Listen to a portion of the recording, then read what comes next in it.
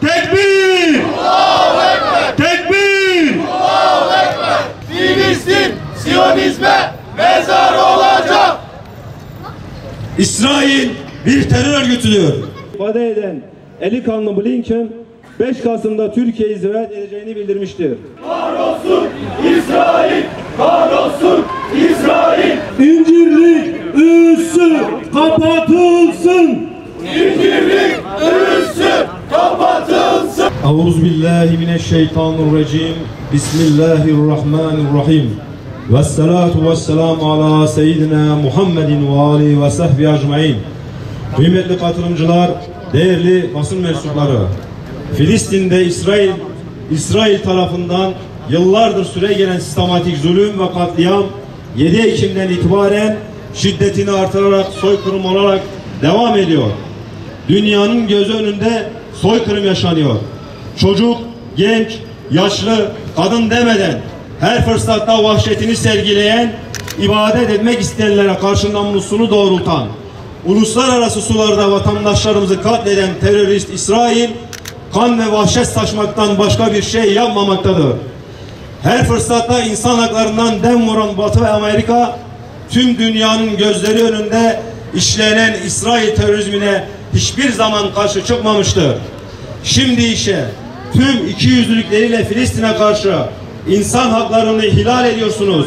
İsrail'e saldırıyı durdurun çağrısı yapıyorlar. Bu ikiyüzlülerin en büyüğü terörist İsrail'in ve Siyonizmin uşağı olan ABD, Irak ve Suriye'de olduğu gibi Filistin'de de kirli hesaplar peşindedir.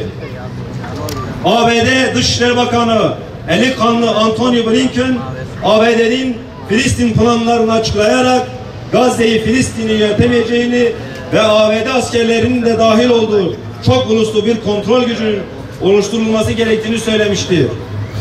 Sadece ABD Başkanı değil, ayrıca bir Yahudi olarak buradayım diyen ve terörist İsrail zulmüne ortaklığı açıkça ifade eden eli kanlı Blinken 5 Kasım'da Türkiye'yi ziyaret edeceğini bildirmiştir.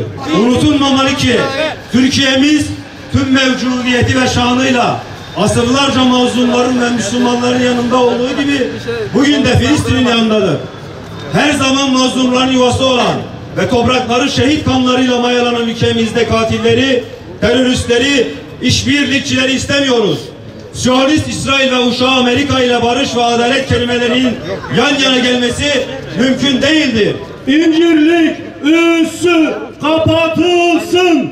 İncirlik üssü kapatılsın. Söz söylemek gereksizdir. Bu katiller sözden değil, ancak güçten anlar. Milli görüş olarak, milli gençlik olarak Filistin'deki kardeşlerin acısıyla yüreği yanan, yangın yeri olan tüm Müslümanlarla birlikte nöbetteyiz. Buradan Müslüman ülkelerin hükümetlerine de sesleniyoruz. İşgalci İsrail'e işbirliği izzetsizliktir. İsrail bu topraklarda olduğu müddetçe bu coğrafyaya barış gelmeyecektir. Müslüman idareciler İsrail'le ilişkiyi ikbal meselesi olarak gördükleri müddetçe zalimlere karşı tek bir cesur adım atılamayacaktır.